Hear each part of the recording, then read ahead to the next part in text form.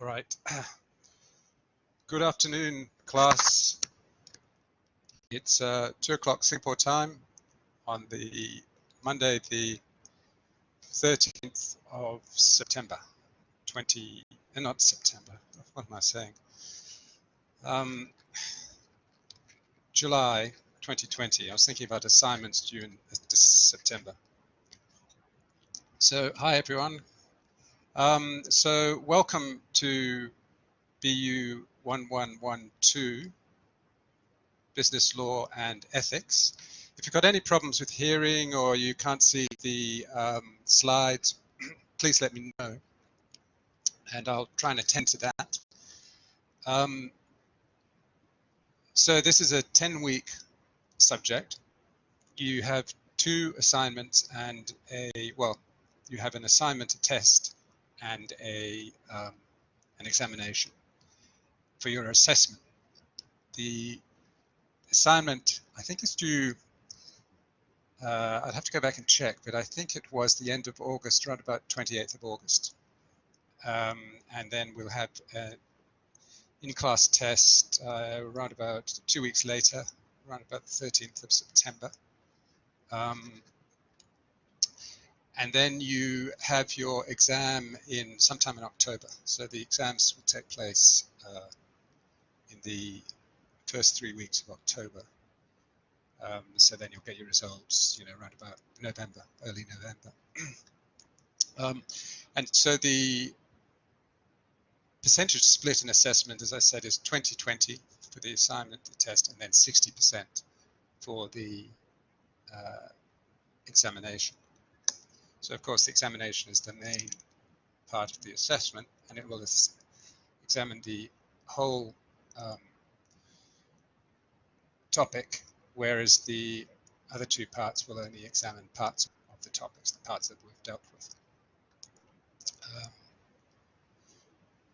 Now, if you've got any concerns about the structure of the course or anything else, let me just give you my details there. You can contact me on my JCU email address, or you can make an appointment with me to come and see me in the office at campus if you're in Singapore, in room 306. So if you want to do that, just let me know, and I'll meet you at the office. I'm working at home at present, but I sort of can go between campus and where I live easily, so there's no problem about that. My phone number is down there. That's my office phone number. If I'm not in the office, you can contact me, on my mobile phone. If you need to do that, just send me an email and I'll send you my mobile phone number so you can contact me whenever you feel like. And you can send me emails whenever you feel like. So I'm usually pretty prompt in responding to emails because I'm at the computer quite a lot. So I'll probably see your message quite quickly. So I'll be able to reply to you quite quickly.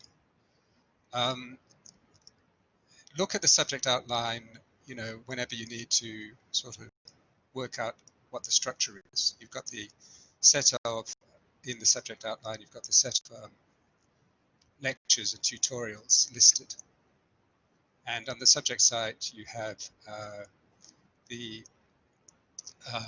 set of lecture slides available, and you have recordings of lectures available to listen to, of all the lectures. I'm sorry that that information was not available. I just found out yesterday when I'd set it up last week, and I thought I'd made it available to all the students. But I came back and looked at the site yesterday, and I saw that a lot of the material was not open to the students, so I don't know how that happened. But anyway, I've made it accessible to you, so you can see all that stuff on the subject site. Listen to the recordings of lectures. I've actually used recordings made by my colleague Neil Dunbar. Neil is based in Australia, and he has lectured in this subject for many years. He's a very good lecturer, but I've made recordings as well, but I listened to Neil's recordings and I preferred his recordings because he's an extremely direct sort of lecturer. I can often go over to this point and to this point and come back to another point. But I like the way Neil is just very direct, and I think that will be of assistance to you. So I've used his recordings of the lecture material, but I'll be recording lectures as I give them during the session. I'll be posting those lectures, so you'll have two sets of recordings.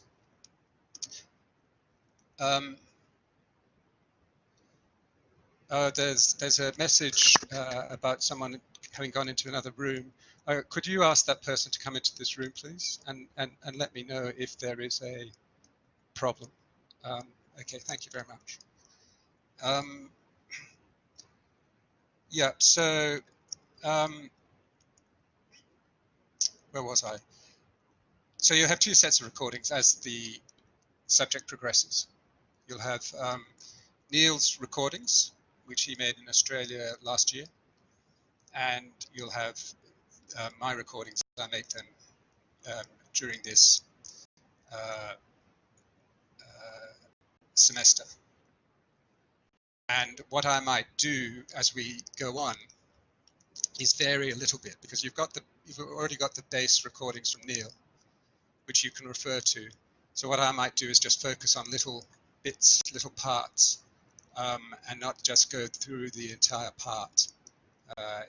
We'll see how we go, and you can let me know if what your preference is in that respect. I see a number of people are joining us, so this has happened before, where there seem to be two rooms open, and some people go into one room and not the other. I had a lecture this morning. I didn't have this problem this morning, I don't think, but there's something in the business law lecture. It seems to be the way the rooms are configured. Some people go into one room when we're actually in another room. So so if you have friends who are in the wrong room, please let them know, and I will, after this lecture, I will have a look at the settings to see why this is happening. So welcome all of you who were unfortunately elsewhere till now. Welcome. We're just going through the subject structure and what we will be doing during the course of the semester, which is 10 weeks. All right, so there you have my contact details. Contact me anytime. Let's go into the textbook. Now it says you must purchase the textbook or have access to it. With my class last semester, I think most people didn't have access to it, actually, and most people were actually outside Singapore. So it makes it difficult for you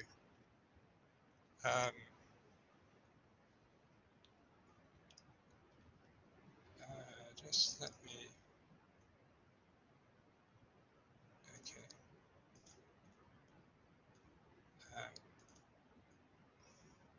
Now I don't know if you can see, this is the textbook.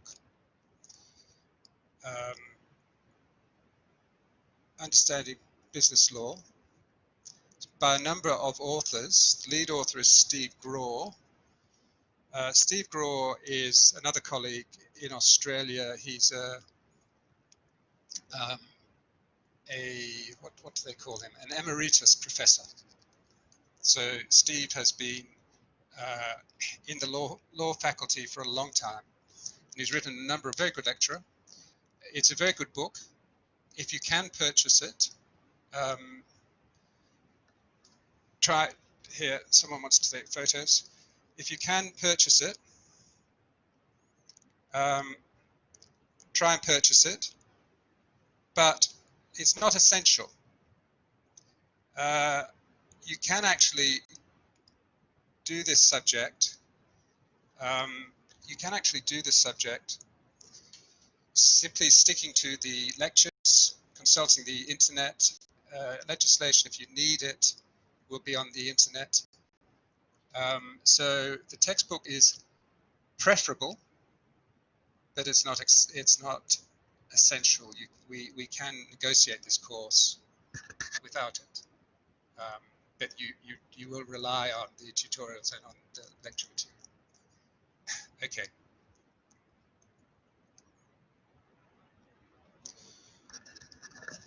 All right. Now there's one person has just said they can't hear. One person has said, is it in ebook format? I'm not sure whether there's a ebook format, and I'm surprised the library doesn't have it. But I will investigate. Can others hear me? Okay. All right. Okay. Here we go.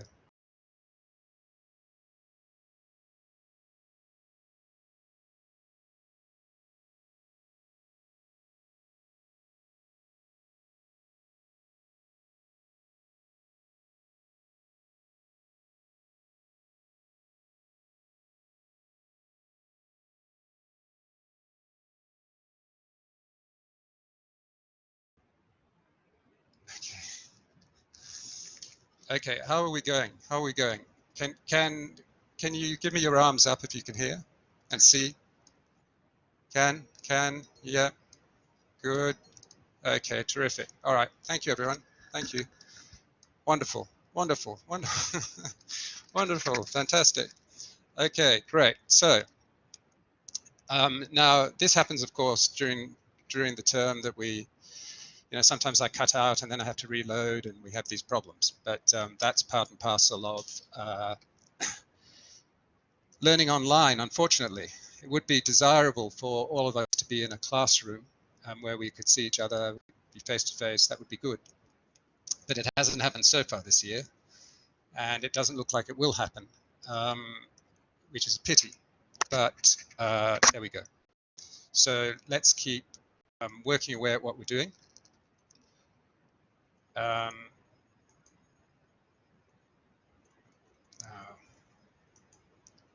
just want to pull up the slides again, share files.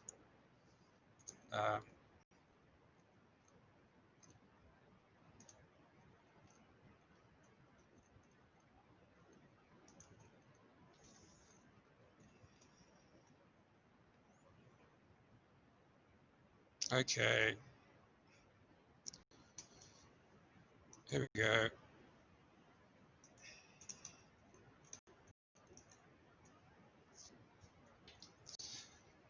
Okay, so resources for the subject, the study guide, the subject outline, the texts, the communication systems through JCU, Learn JCU, and commitment, make a commitment.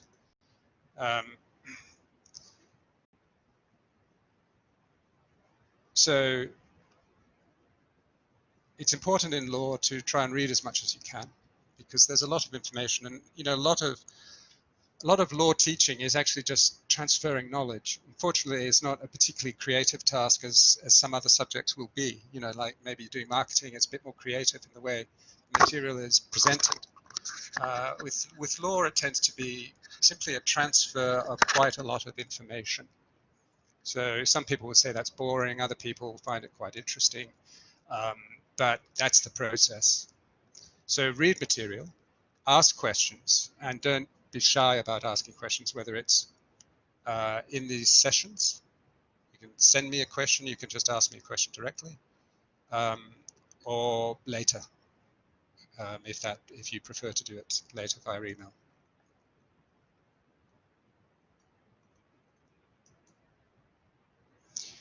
Just some tips. This is a first year subject, so everything's new to you probably. The one thing I would say that we do need to pay some attention to is citation, because that is the references you make in your papers to the material that you're quoting or that you're citing. And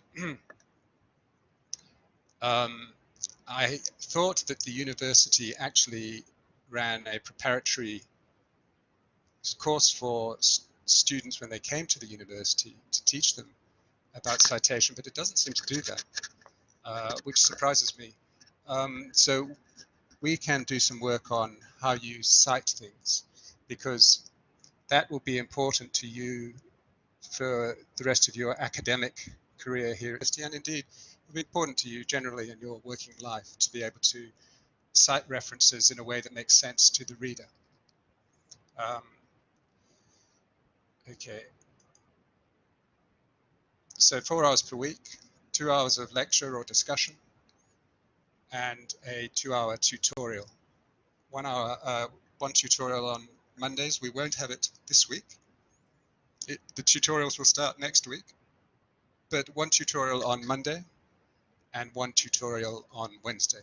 And you're divided, I think you're divided into the tutorials. So those are 2 large tutorial groups, because this is a large lecture group.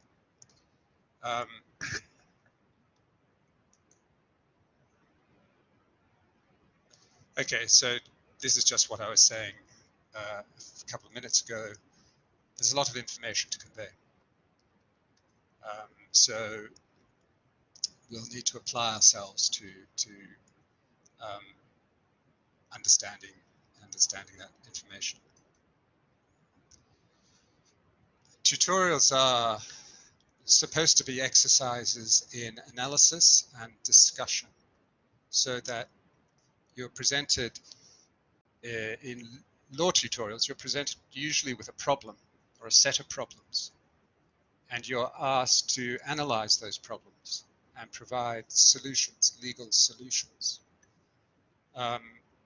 So tutorial is a forum for you to sort of interrogate the lecture material, what you've learned in the lectures, you can discuss in the tutorials. And again, it's a good opportunity to speak up. I know a lot of people don't do that. And I know when I was your age at university, I didn't speak up, I didn't ask questions. But it's actually a good thing to do if you can get yourself asking questions as soon as possible. It will actually assist you. And you'll find that once you've asked one question, you feel quite relaxed, and you can ask another question. So don't be shy, and don't think a question is silly. There's you know, there's a saying, there's no such thing as a silly question, and that's because what we're doing is inquiring sincerely into things we don't know about. All right. So your responsibility, give yourself the room to learn, the time and the space, and also respect other people's learning too. Do the readings, be prepared, participate. So subject outline, I don't need to say a lot more about the subject outline, but it's got the material you need to know how this course is run. I've already mentioned this, 20%, 20%, 60% is the split in our assessment, in our 100% assessment for this subject. Okay, questions. Does anyone have any questions just at the moment concerning how this course will unfold?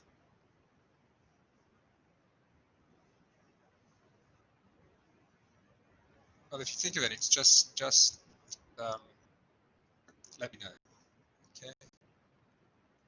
Library. Got a picture there of the library in Townsville in Australia, which is it's quite an impressive building. But that's relatively speaking quite a large library. It's bigger than the Singapore library, but Singapore, electronically, we have access to all the Australian material. So you go through the Singapore library to get access to Australia, and the Singapore library is a smaller library, but it's a good library. And the people there are helpful. if you are able to get onto campus and you want to ask them questions. Okay, so what are we talking about in this lecture? We're talking about the nature, role, and source of law. Why are we talking about these things? Why are we talking about them? Because you are business students, you're doing a business degree, and some of you will have different specialties. Some will do accounting, some will specialize in marketing, some will, do a more commerce-oriented degree, and you'll have maybe already, or maybe you'll develop different preferences for what you want to do professionally when you graduate, when you have a degree. Some of you, for example, might just want to be an accountant. That might be what you're planning to do now. But people are different and they have different wishes, and the business degree is quite a encompassing degree.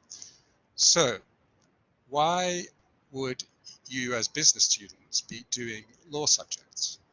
Why would you be doing law subjects? Well, the reason really is that everything we do that involves the making of money, involves commerce, is also going to involve contracts. So contracts are agreements. You can't really do anything without making an agreement with someone. You can't go and buy something from a shop without making an agreement to buy that thing from the shop. You will, every time you go and buy something from the shop, you are entering into a contract. And we'll talk about contract. Contract is a very important, in fact, it's the most important part of this subject. We'll spend about 4 or 5 weeks talking about contract. Then we'll also talk about consumer contracts. That's a sort of separate category. We'll talk about tort law. We'll talk about property law. These are all elements of commercial life. These are all things that are relevant to what you will be doing, whether you're an accountant or involved in marketing or whatever, what you will be doing in your professional work. So that's why it's important to study these things, because the law regulates, the law sets down rules, and those rules govern society and they govern business. So we need to know about the rules, we need to know about the structure of the rules. So that's why we have to start off with looking at, well, where does this all come from? The nature, role, and sources of law. So what are we trying to achieve? I'll just let you read that, 1 to 7. Understand the law, know where it comes from, look at the functions of government, look at the roles of courts, look at the roles of lawyers, understand it in the Australian context. Now, again, someone might ask, well, why are we're at a Singapore university. I mean, it's an Australian university, but it's a Singapore university as well. So we're studying at a Singapore university in Asia. Why are we looking at Australian law?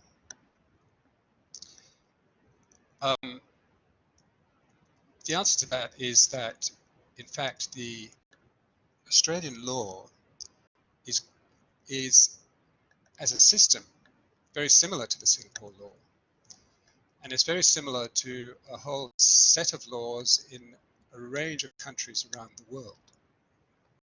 So if we take our model, as we're an Australian university, if we take our model to be the Australian laws, that's what we study. The principles we'll learn from that we can apply to many legal systems in the world, such as Singapore's legal system, India's legal system, Great Britain's legal system, to a lesser extent, the United States legal system. The legal systems really of the English-speaking countries, or countries that can speak English, will have English as one of their languages. Now, that for you is relevant in the sense that, first of all, you may want to work in an English-speaking country. And second, if you don't work in an English-speaking country, if you work in your own country or in a non-English-speaking country, you will find that it's very useful to how the legal systems of the English-speaking countries, because they're such big, many of them are such big trading entities, how the legal systems of those countries work. So that essentially is why we are looking at the Australian legal system. You'll find that you can apply it, you can find that you can apply what you learn elsewhere once you have a degree.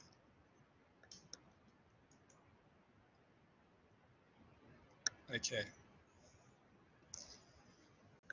So we're talking about law. We're talking about business law. Now, business law is actually not a discrete subject of law in the legal syllabus. Business law is a kind of composite. So it's designed to give business students an understanding of key areas of fundamentally commercial law. Commercial law has a number of elements, but the number one element of commercial law is the contract law, the law about agreements. However, law about property is also very important. Law about something we call agency is important. We'll discuss that. And law about liability, which is tort law, is important in commercial law. So the business law subject enables us to, as business students, look at all these parts of commercial law, all these different elements of all these different legal subjects, to bring them together, compress them, summarize them, and see how they work.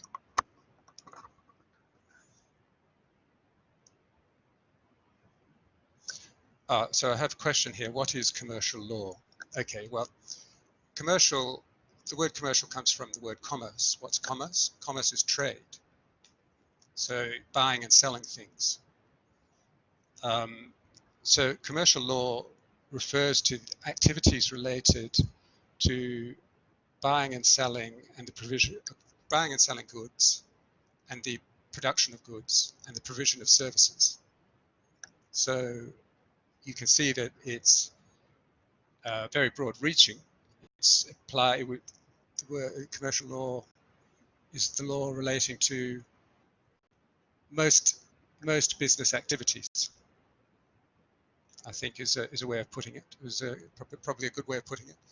Commercial law is the law that applies to most business activities, if not all business activities. And what are business activities? Well, business activities represent commerce. They represent exchange for money. So that's the commercial law. But the commercial law, there's no such thing as just something we call commercial law as a law subject.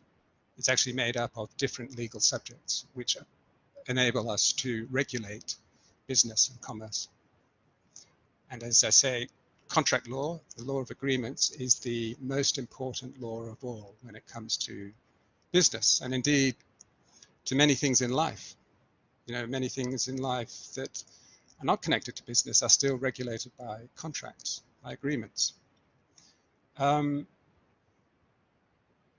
right, so we have here as an objective what we're trying to understand in this lecture, the question of what is law? What are the qualities of good law? What are the branches of law? What's the source of law? What are the major legal families? The administration of the law, Australia's position. And we'll just sort of explain or answer these questions as we go through this lecture. Okay, so what's law? Law is a set of rules. Set of rules. Now that sounds a bit dull, you know, is that it? Just a set of rules? Well, there's a lot to rules. And the point is, what is the purpose of rules? And we have rules, again, rules like contracts are everywhere. We set out rules to govern how we interact with each other socially.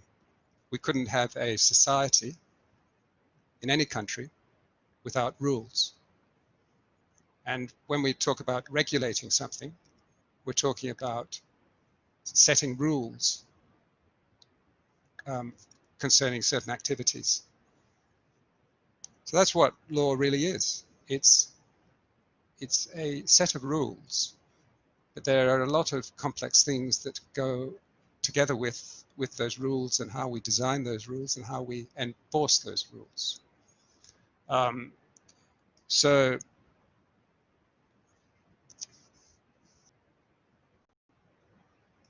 we create rules together socially in a society, and we do it to regulate our behavior. Now, think about the question of enforceability. We can make a rule about something.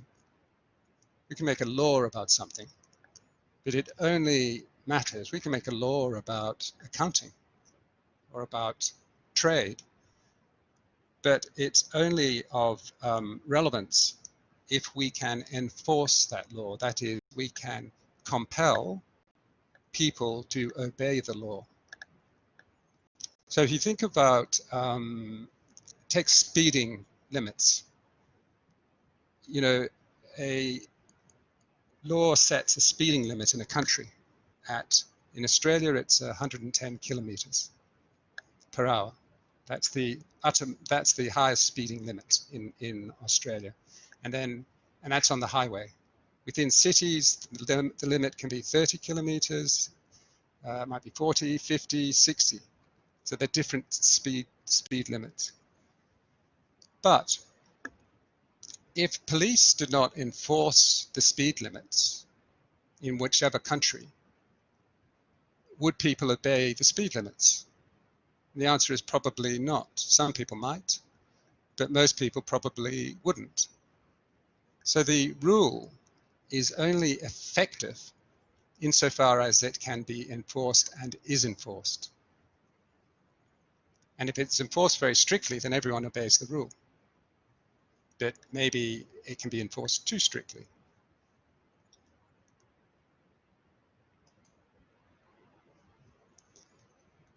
So we need enforceability, and we need society.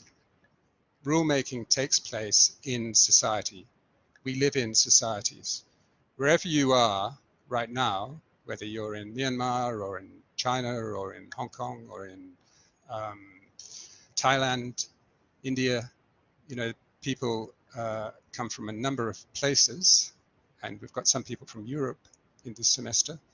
Wherever you are, you live in a society, and society means people living together. And people can't live together unless they observe certain rules of conduct. So the rules are made by people, but there are all sorts of different societies which make rules in different ways. We are looking at the common law, which is the rules made in the English-speaking countries, following the traditions of those countries. But that's not the only way to make rules. That's not the only way to make laws, as we'll see. However, if a society is going to make and enforce rules, it has to have some concept of what we call sovereignty. So there's a reference in this slide to a sovereign body. But the really important thing is the concept of sovereignty. What sovereignty refers to is this is the word reign in the word sovereign. The reign or the rule of a single authority. A single authority.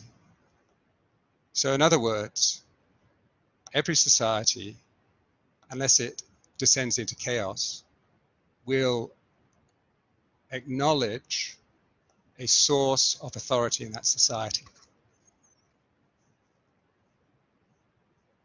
And that source might be represented by institutions that are located in a certain place. So the institutions that largely govern China would be largely based in Beijing. In Australia, the institutions that largely govern the nation of Australia are based in the capital, Canberra. Normally, that's where the seat of power is going to be, in the capital city. And these institutions are themselves not the sovereign. The sovereign is something else. It's a concept. It's a concept of authority. To whom do we, as members of a society, owe our allegiance? To whom do we give our allegiance? Now, in the English-speaking countries, that sovereign, well, not all the English-speaking countries, but that sovereign is the crown. The crown. And the crown is just, in fact, kings and queens in the United Kingdom are sovereigns who represent the crown. They are not actually the crown, they represent the crown. The crown is something else. It's a concept. It's a concept of authority. So what the king or the queen represents is the crown.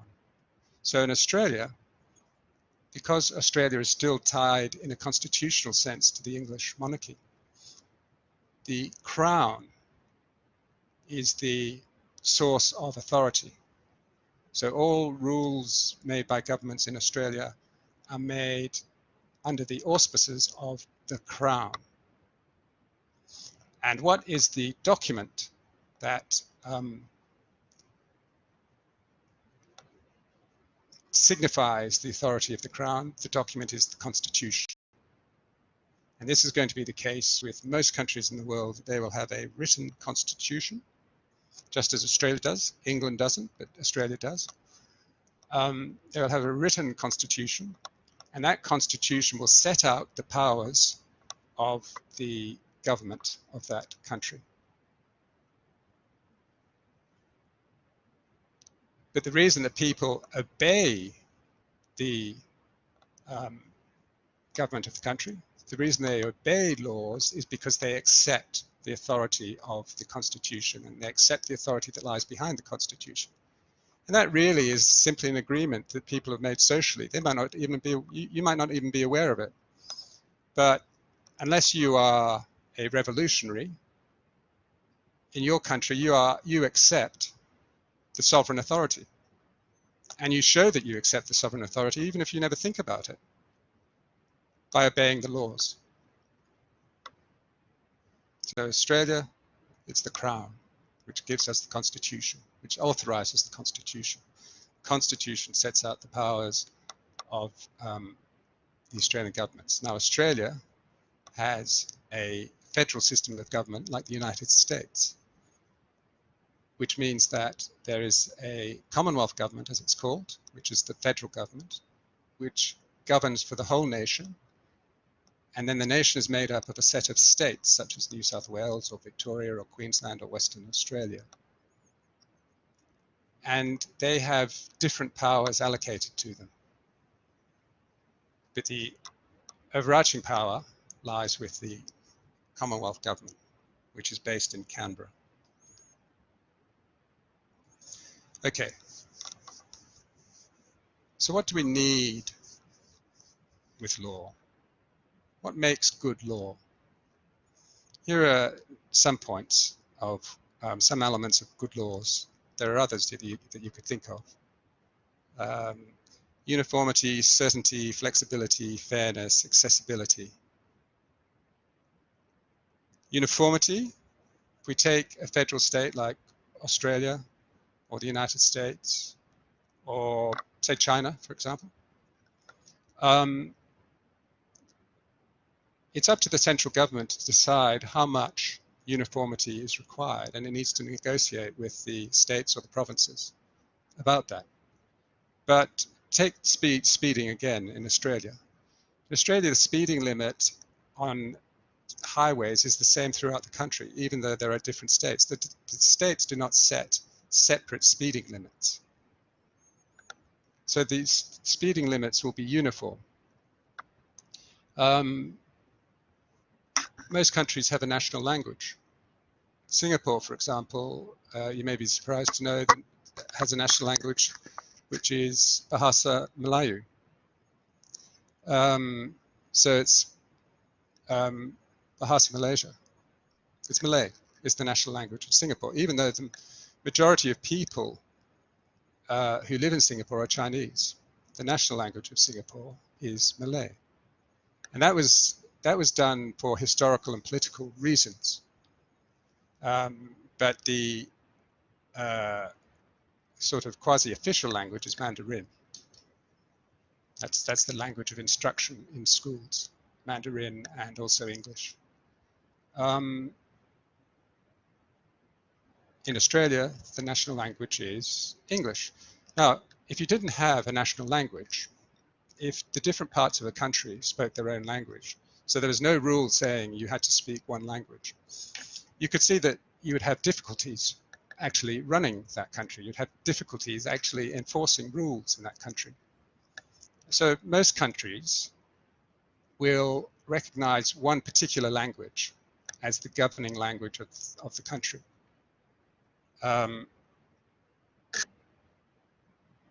You know, there are a number of exceptions to that rule. Take Canada, for example. I mean, the national language of Canada, no doubt, is English, but Canada has a very large population in a province called Quebec, which is French. They've spoken French for 500 years since the French arrived in Canada. Then the British conquered Canada and imposed English. But you have dual languages. So unless the citizens speak both languages, you're going to have different people within the country not comprehending the other people, which creates, of course, a problem. So this shows you, you know, the importance of uniformity. Then you need flexibility. You need to be able to modify your rules. How much does your political system allow you to modify your laws? How flexible is it in allowing you to change your laws to suit different circumstances?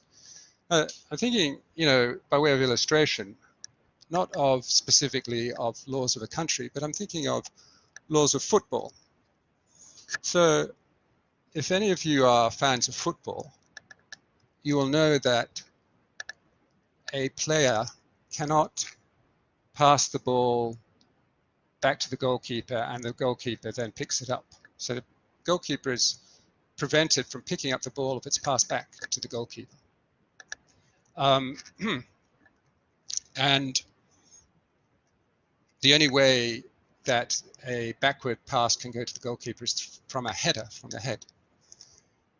Now, that law is a relatively new law. Now, you're all probably too young to have borne witness to the old law, but the old law, before this law was changed, the old law in football said that a player could pass the ball back to the goalkeeper. So what players used to do is they'd spend a lot of time passing the ball back to the goalkeeper. So a player gets the ball, he's getting pressured, he thinks, all right, I'll turn around and send it back to the goalkeeper. And they could waste a lot of time doing that, a lot of time. So, and some teams, you know, they'd specialize in that, pass back to the goalkeeper, out to the player, hang on to the ball, pass it back to the goalkeeper. And they do that to waste time, maybe because they were leading. Anyway, of course, this was unpopular with fans. And so the ruling body changed, FIFA changed the laws and introduced a new rule, which said you can't do that. And so the result was that the game was a lot faster. You didn't have time waste. You couldn't have time wasting by passing back to the goalkeeper. So if you pass back to the goalkeeper, he has to kick it, which puts him under a lot of pressure, because if he picks up the ball, you can't touch it. So that's an example of how a law can be changed. And for that law to be changed took quite a lot of effort in the ruling body, FIFA, of world football. But it was changed because there was a clear need for it to change, a wish for it to be changed, and administrators responded to that need. And laws are changed in a similar way in parliaments. in countries.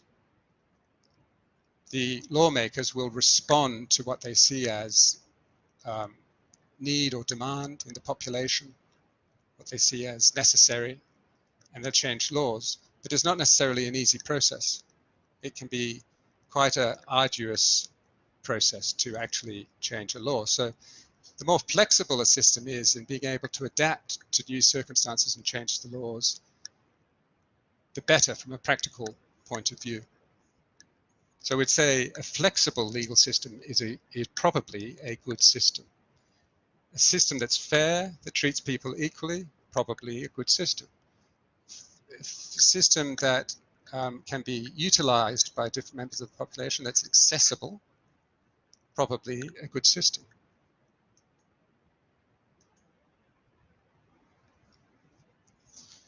Right. So the purpose of law. So remember, we are business students, but we are looking at why we have law, what purpose it serves, what its structure is. And that's going to relate to the things that we do. So main purpose, enables society to work. Without laws, we don't have society because everything breaks down. One person does one thing, another person does another thing. No rule is enforced, and so you have chaos. So you want your laws to be good laws, as we've just discussed, that balance the different interests of different people in society. Now that doesn't necessarily happen. A lot of the quality of lawmaking depends upon the quality of political institutions. So if we take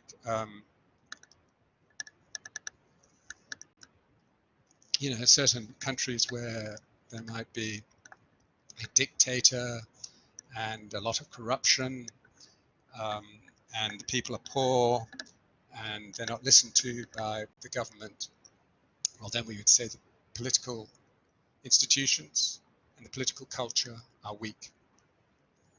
But in a country like Australia, for example, practicing a common law system, the political structures are quite strong. Why? Because they enable people in society to be represented.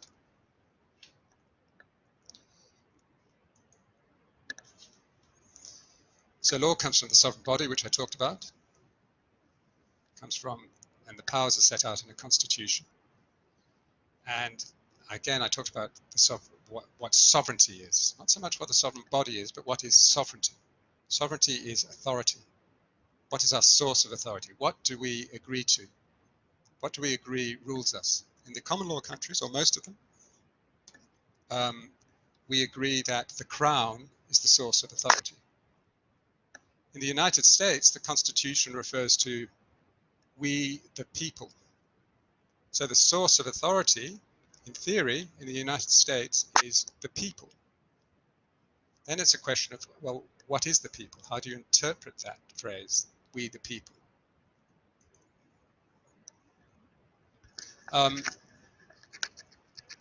There are two types of law, or two types of legal structure. One is national law and one is international law. So national law is your domestic law, the law of your country. And then the international law is the law agreed by countries. And the way that countries agree laws is to establish treaties. So there are a lot of treaties that have been agreed by countries, usually under the guidance or as part of a process of the United Nations or committees of the United Nations working together. They establish treaties which establishes international law. And then international law comprises two things. Again, this is probably relevant to you in the future. There's private international law and public international law. Now, private international law is the law of disputes or resolving disputes between companies of different nations. Public international law is the law of dispute resolution or negotiation of treaties, etc.,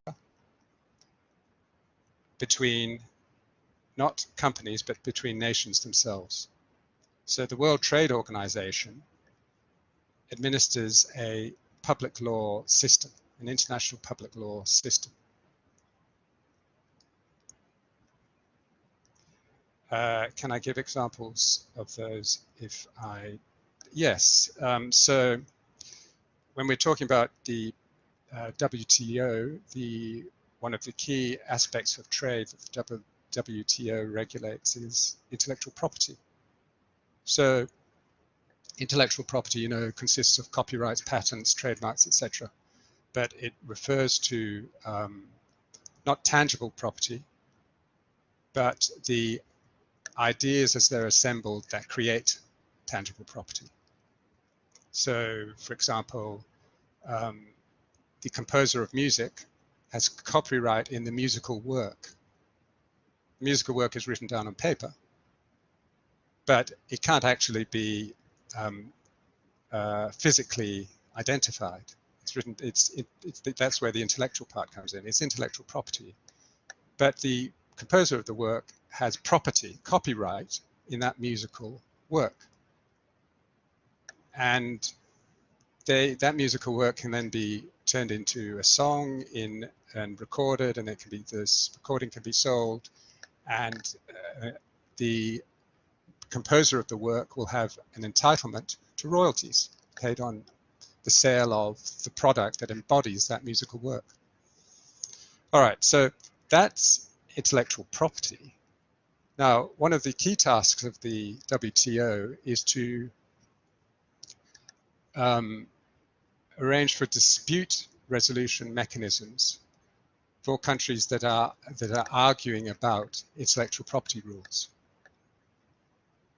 So a country can engage in a dispute about intellectual property rules at the WTO. Two countries can engage in dispute, and that will be arbitrated by the WTO, the World Trade Organization. Or they might, the World Trade Organization might be concerned with the kind of customs barriers that countries impose, and it seeks to create uniform rules about customs. So you can only impose 10% duty on imported goods, let us say, and then it's a question of whether countries will accept that requirement. And countries might say, well, we've accepted that requirement, but this other country has not accepted that requirement, so they have a dispute. Again, goes to the WTO. Private international law is governed by a number of other instruments, such as the Hague or Hague Convention and the UNCITRAL rules. The UNCITRAL rules are commercial rules established by the UN concerning the arbitration of disputes. So Singapore is a center of private law dispute resolution. A lot of arbitration of disputes between companies, which might be applying the UNCITRAL rules, take place in Singapore, or have taken place in Singapore, probably not taking place at the moment.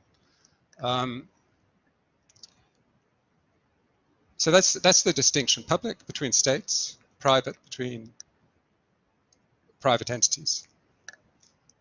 Okay, let's. Okay, private entity law. What we're talking about here with choice of law and choice of forum is that you can select a particular type of law. If you're a pair of companies, let's say you want to arbitrate a dispute, you can select the place where it happens: Singapore, London. London's another center of arbitration. Hong Kong, I think, was a center of arbitration. I'm not sure if it is now. So you can select the place where you want to arbitrate your dispute, and then you can select the laws that are going to apply to your dispute. So it might be French law, for example. French law relating to the sale of goods. That might be the law that you agree to select. So you select your rules, you select your forum, and then you go and have your dispute. And then you presumably accept the decision of the arbitrator.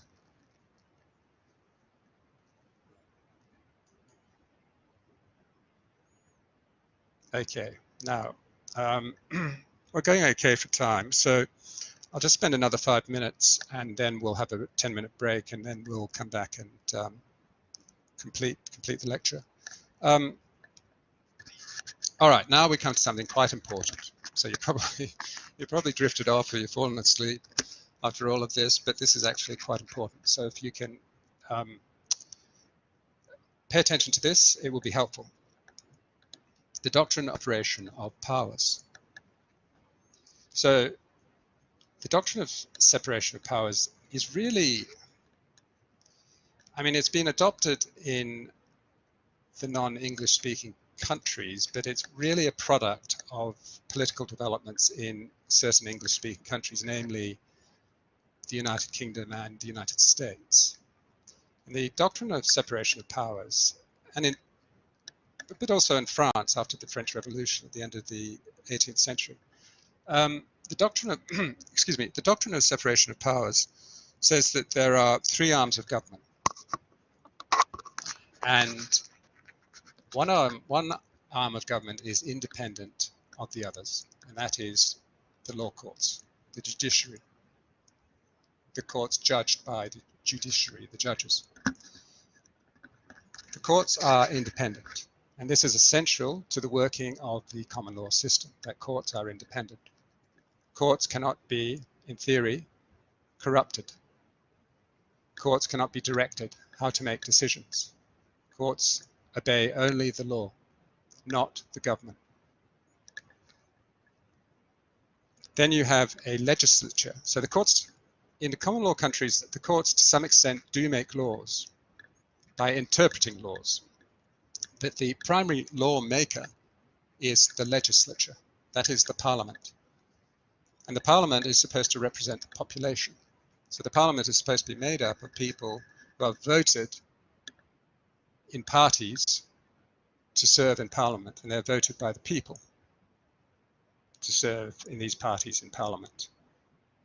So the parliament is the legislature, and what the legislature does, what the parliamentarians do, and they're supposed to be listening to what the people who voted them in want, they're supposed to be implementing a program of legislative change.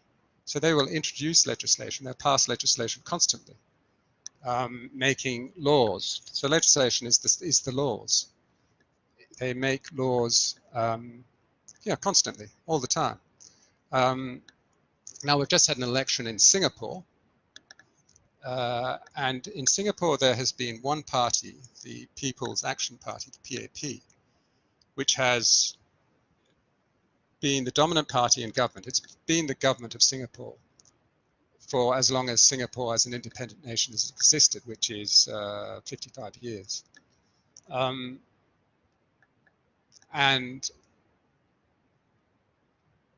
on this occasion, the vote was last Friday, so it was 3 days ago. The PAP secured, I think, what was it? Something like 73 out of 83, or was it 75 out of 85 seats? But the opposition gained 10 seats. Now that was a big gain for the opposition.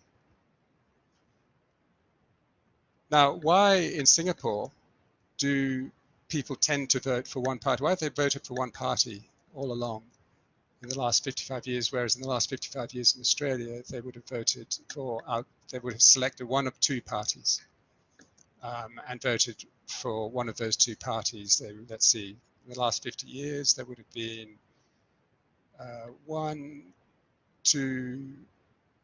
party would have won office about 5 times, and another party would have won office about 6 or 7 times. Now the difference is that we have different societies. Singapore is a different society from Australia. In Australia, there's a lot more debate and contention among people in the population about policy.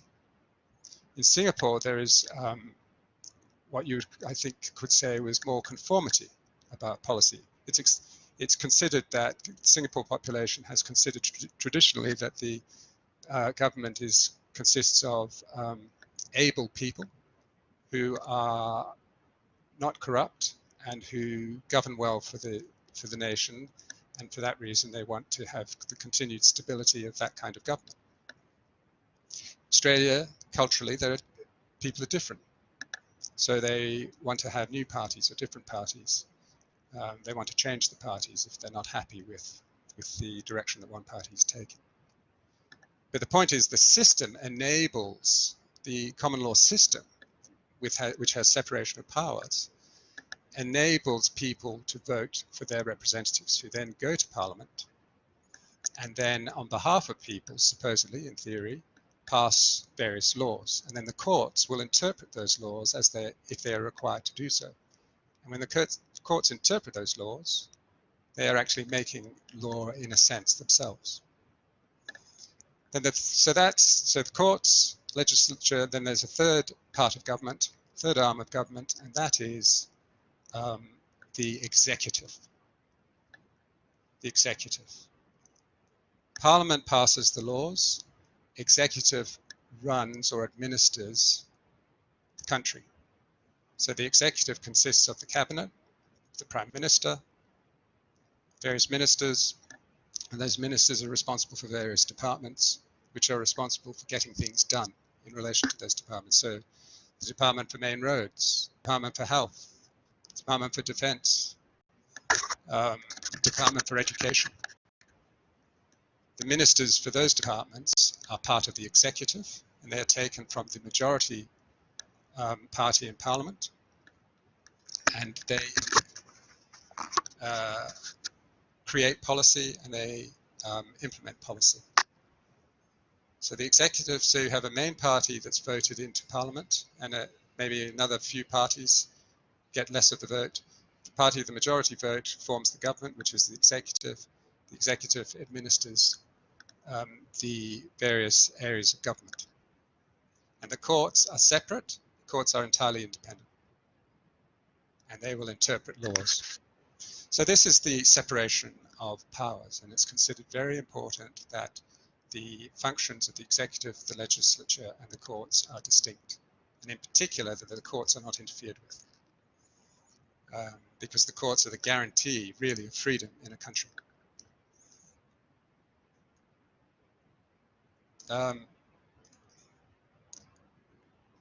Okay, so that's just what I was saying. Government consists of a legislature, which makes laws, an executive, which administers laws, and a judiciary, which interprets and enforces laws.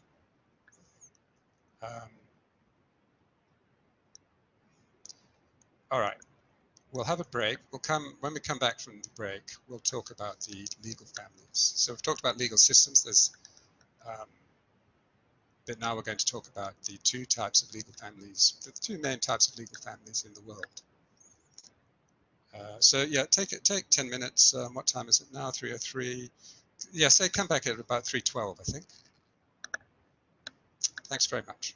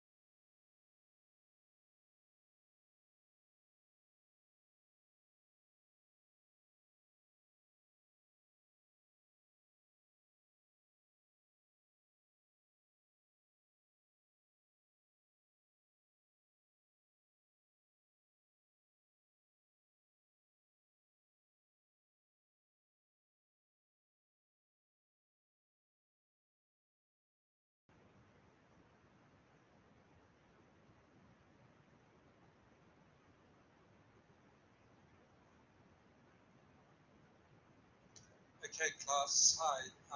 Let's get started again. I think we should be able to finish on time, so that's good.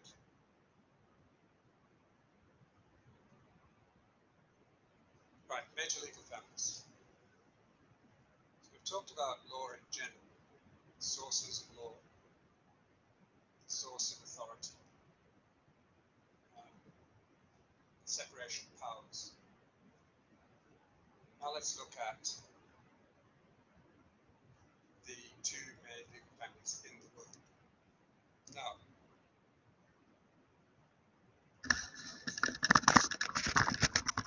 thank you for that. Thank you. I didn't have my headphones on.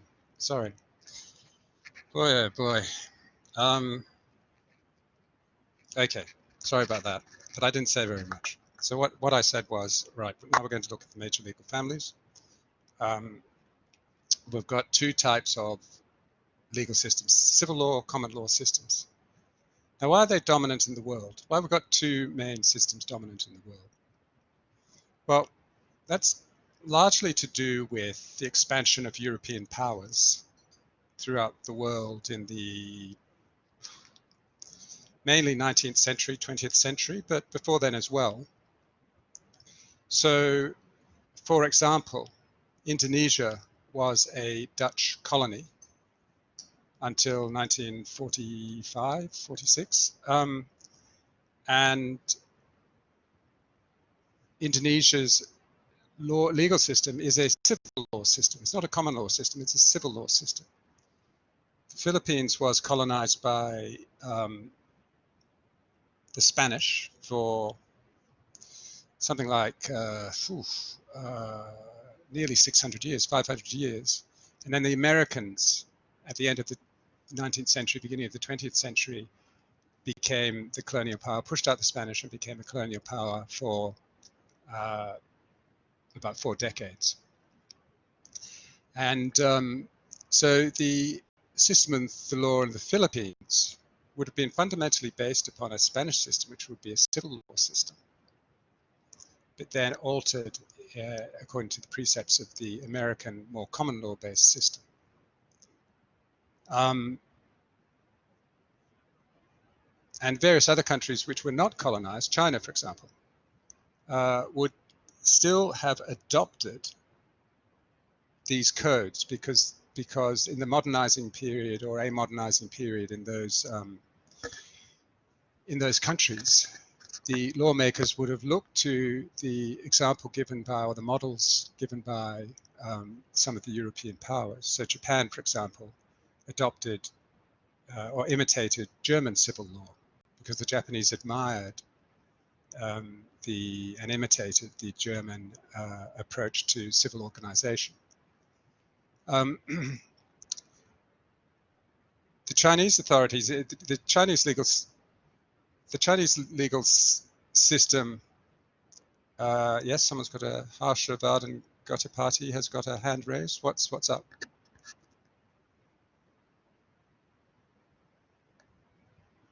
Okay. Well, let me know. Send me a message if you want to ask a question. Okay, so the Chinese legal system is more hybrid, meaning it has more sources, because there's a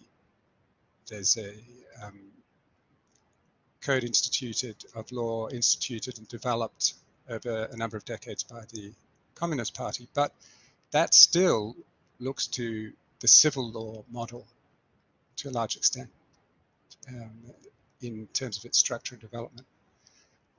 So essentially these two types of law were spread around the world by European powers. But some European powers practiced common law and some European powers practiced civil law. And in fact, the predominant system of law, or this predominant sort of base system of law on which other laws are based, is the civil law system. It's not actually the common law. Even though the English-speaking world through the United Kingdom, through the United States, has been very dominant in the affairs of the world in the 20th century, In fact, the dominant legal system is a civil law legal system. But the common law legal system will apply throughout the English-speaking world. Wherever the British had colonies, had an empire, there you will probably find a common law system or a system related to the common law. So let's look at what the differences are, how we distinguish between these two types of law. So the civil law is developed. Civil law goes back to Roman law. Now, the Rome, I don't know if you know very much about Rome or the Roman Republic and the Roman Empire, but the Roman Republic came into being in about 2,500 years ago, and the Roman Empire came into being about 2,000 years ago. And the Roman Empire then lasted for about, in some ways it never stopped, but in a formal sense it lasted for another 400 or 500 years.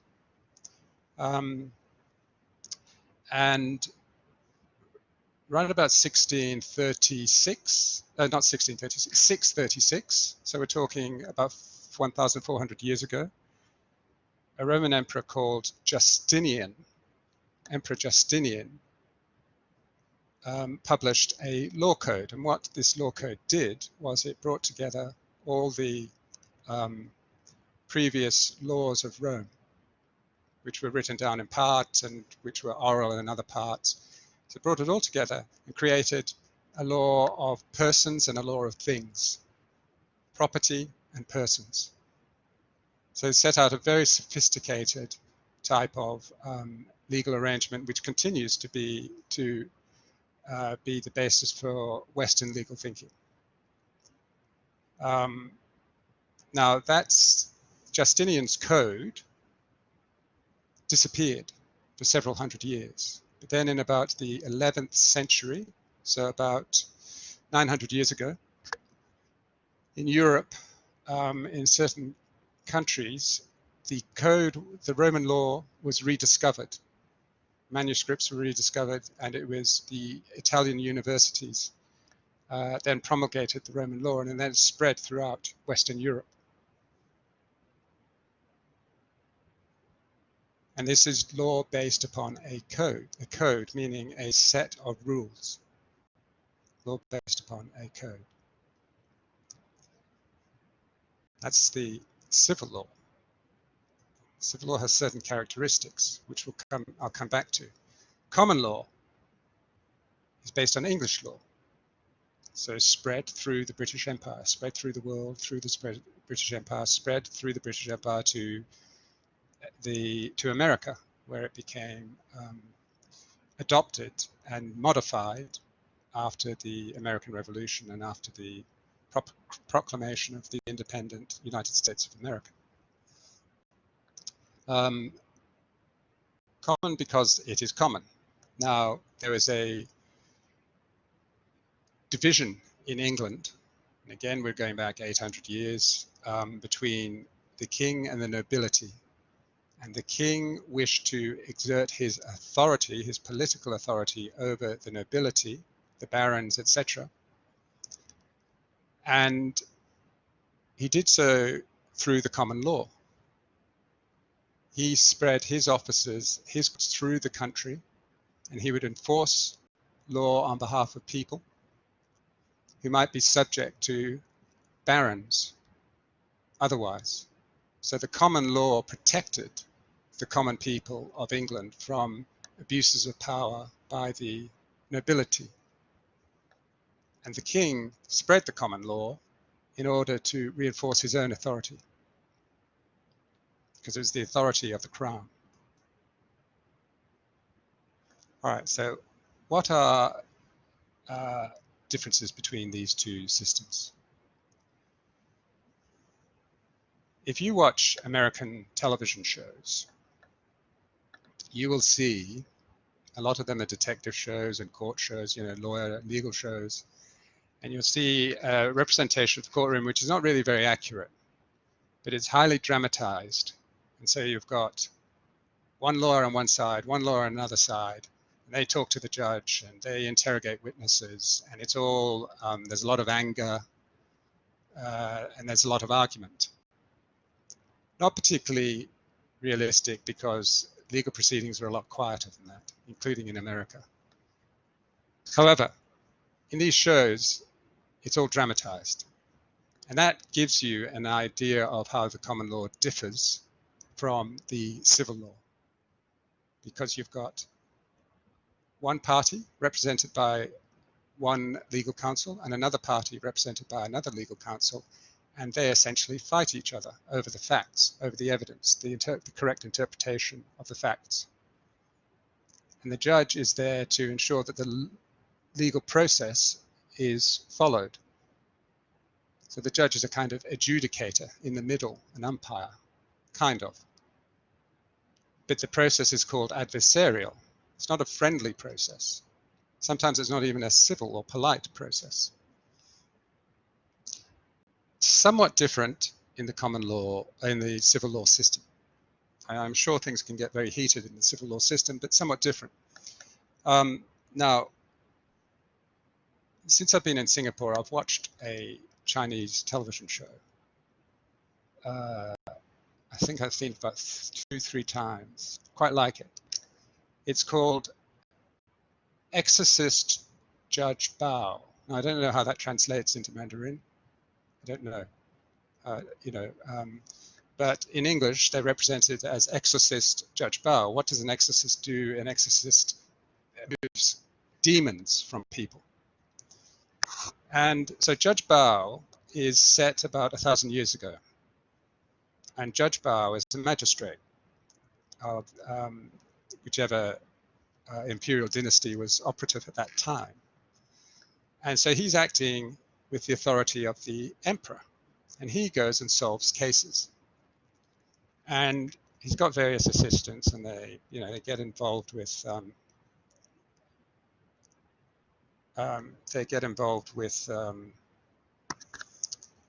kung fu and whatever. But the point is, what is he doing?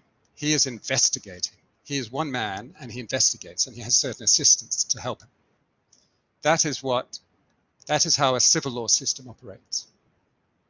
A civil law system appoints a judge to investigate the matter. The judge, following certain rules of evidence, the judge will investigate that matter himself or herself. The judge will do that. Very different in the common law system. In the common law system, the judge doesn't go off and investigate. The judge sits there, and the two legal representatives, the two lawyers, argue with each other about facts. But in the case of Judge Bao, or in the case of a civil law system, the judge goes and investigates the facts, assembles the facts, makes a report, decides the issues. So a much more investigatory role for lawyers in the civil law system. Okay, sources of law in the common law countries.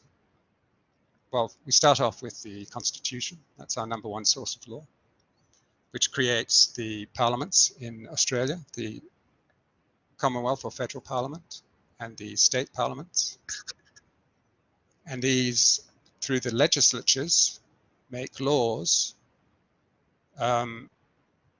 for the country. And these laws are then enforced by police or whoever, or they are adjudicated before the courts.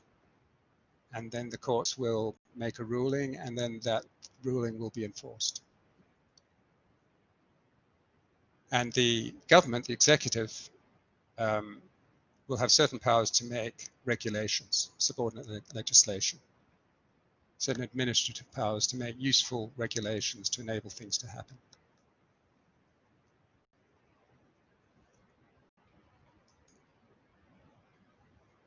So the legislature, executive, courts. Legislature makes laws, courts interprets laws. This is in the common law system. The executive will essentially implement laws. All right, I've just mentioned this, the trial procedure in civil law countries, the single judge will look at the issues and make a ruling on the issues. In the common law system, the issues are contested by two different sides. And then a judge may make a ruling or may make a direction to a jury. Civil law countries use the inquisitorial model. So in other words, judge goes and investigates the matter.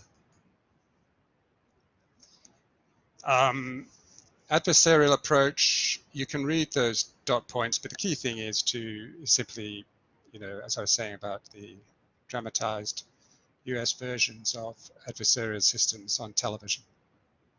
A lot of contention, a lot of argument, and the point is, the theory is that through that contention, through that argument, through that contesting of facts, the correct result is arrived at, the correct interpretation is arrived at.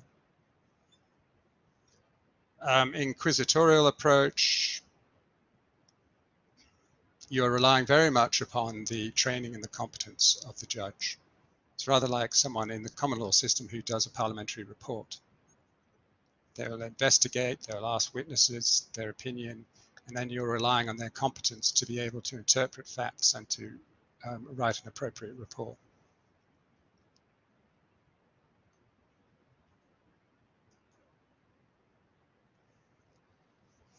Okay, courts, role of courts, role of lawyers. Courts are supposed to produce what we call justice. And they produce justice by looking at facts. And they assess the facts, they analyze the facts according to rules. So there are in the common law system, there are rules of evidence. So the courts have to apply, and lawyers have to apply the rules of evidence. That they analyze the facts, applying the rules of evidence to reach certain conclusions. So a judge will be presented with a dispute and will be presented with the facts, will be ruling concerning the arguments of the contending lawyers, and then that ruling will be enforced. Someone might go to jail, or a company might be fined because it's breached some part of a statute of an act.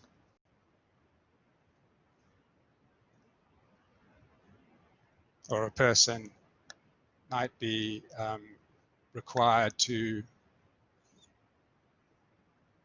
surrender a certain portion of property to another person because of the interpretation of a will.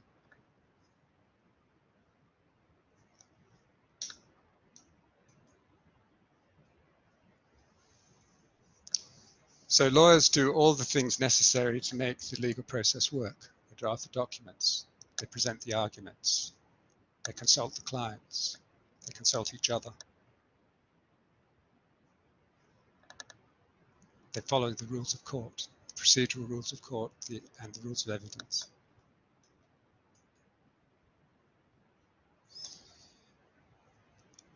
All right, so this is something you won't need to, it's probably something you won't need to go back to, but it's useful for you to know this because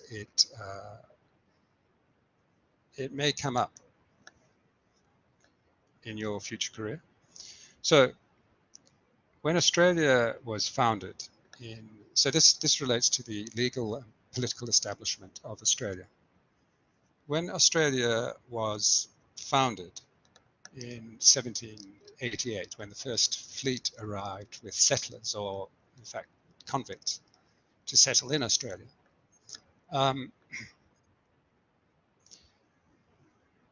the British government representatives applied English law. And Britain, which was quite unusual for Britain, refused to recognise the prior occupation of the continent of Australia by Aboriginals, by Indigenous people. Usually when the English established colonies, they would enter into treaties with existing tribes or existing peoples in the place where the colony was established, but not on this occasion. When they came to Australia, they declared that the land was empty. That's the meaning of the Latin word terra nullius, empty land, terra, land, nullius, null. So this was an empty land belonging to no one, so they could settle it. They didn't have to establish treaties. Now that's caused a lot of problems for Australian government subsequently, because it didn't recognize reality. And so there's been a big political issue concerning the settlement of Australia and the title to Australia. At any rate, that's what happened. The English arrived and they said this was terra nullius, and they passed legislation implementing English law. And the first colony in Australia was New South Wales. That colony then became the state of, 100 years later, became the state of New South Wales. 1828, legislation passed saying that English law as relevant would apply to New South Wales, and then it applied to other states as they were established. Victoria, I think in the 1820s, Queensland in 1859. And then in 1901, the different colonies became states and then formed part of the Commonwealth of Australia. But Australia was still governed by the United Kingdom, essentially. It was because appeals from the UK could still pass laws concerning Australia until 1942. And until about 1986, the highest court in Australia, which is the High Court, was subordinate in a sense to the Privy Council in England. In other words, if you lost a case in the High Court, you could appeal to the Privy Council, but that right of appeal was abolished in 1986. So you can see that in the 20th century, Australia was still, in a legislative, not so much political sense, connected, quite strongly connected to, and to a degree subordinate to, the United Kingdom. That has changed. All right. The next few slides simply refer to what I've already discussed, that Australia has a dual system of government. It's got a federal government and state governments. Federal government is the Commonwealth government, which was established in 1901, and the powers of the Commonwealth are set out at section 51 of the Constitution. Then there are things called residual powers. So unless the powers are said to be exclusive to the Commonwealth in section 51, they coexist with powers, they're coextensive with state powers, because the states also have constitutions which enable them to legislate. But over time, the Commonwealth power has become dominant. And that's mostly the case in relation to taxation.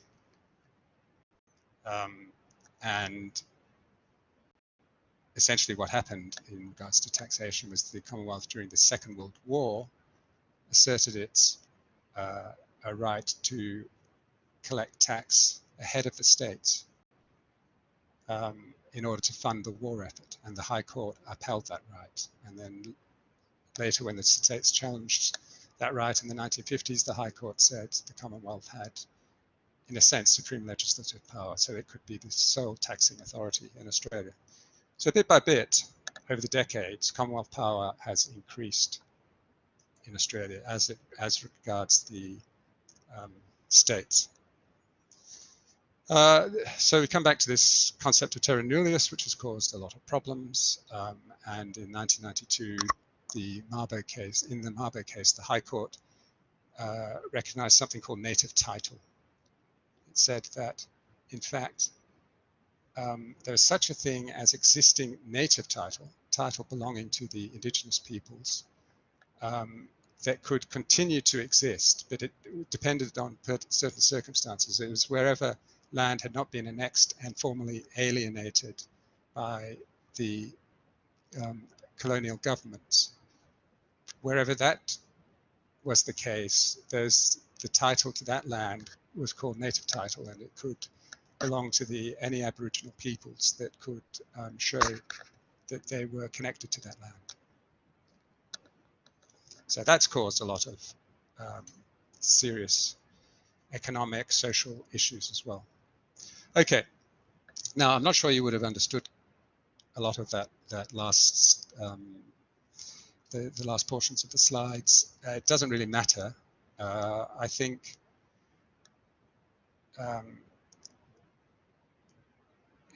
as I say, this is kind of useful information, but it's probably not going to be particularly relevant to you. What is relevant to you is to be aware of the fact that when we are talking about Australian law, we are talking about law within the context of a common law system. When we're talking about a common law system, we're talking about a system of law that's distinct from the civil law system, which pertains in probably the majority of countries in the world. The common law system is spread throughout in the English-speaking countries, and the common law system is what we call an adversarial system, or the court system is an adversarial system.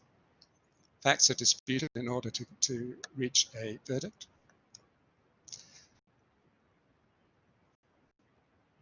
And it's also a political system. It's not just a legislative and judicial system, it's a political system.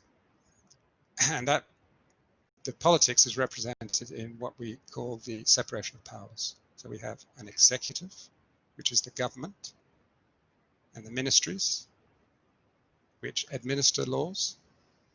Then we have a legislature, which is the parliament, in which the people's representatives who are elected to parliament in parties pass laws for the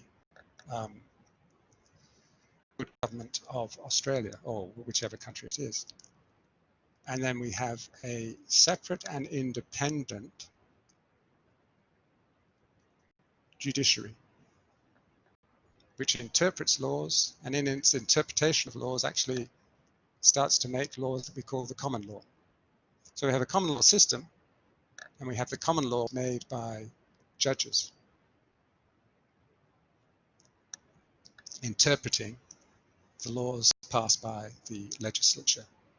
Three arms of government separate, and the judiciary independent. And that independence is essential to maintaining liberty and freedom in a country. So that essentially is the structure of the common law system. And the first assignment will deal with common law. So you'll need to do some more reading, and we can talk about that in the coming weeks about the operation of the common law. But if you can grasp the importance of, as well as, I mean, not neglecting the civil law systems, but if you can grasp the importance of the way that the common law works, that's really what we're trying to achieve in this subject, and that's what's going to assist you in future to understand how this system of law in the English-speaking world, such as Singapore, operates. And the rest of the subject, next week we'll start with contract. To the subject, excuse me, the rest of the subject is going to be concerned with all the things that are done, all the law, all the process that is regulated in accordance with the common law. And so that's contract, start next week, do that for about 4 or 5 weeks. Then on to commercial contracts, then on to consumer contracts, sorry, then on to tort, then on to agency, then on to property. And that will be our 10 weeks. All right, so we've made pretty good time this week. I often run overtime, so this is good. Are there any questions?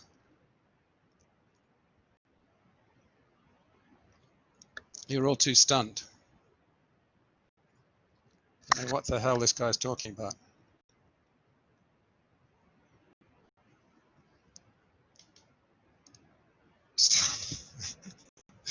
Stunned. All right. Okay. All right. That's good. So don't be too stunned, because you start to, it'll all start to make sense. It'll all come together, as we keep working on it. But next week we'll be on to contract, and that's more applied. This is maybe a bit more conceptual. Okay, thanks everyone. So we don't have a tutorial this week, but next Monday we'll have the lecture, and then we'll have a tutorial, and then Wednesday we'll have a tutorial. Thanks very much. So I'll speak to you next week. Thank you. Thank you. Bye.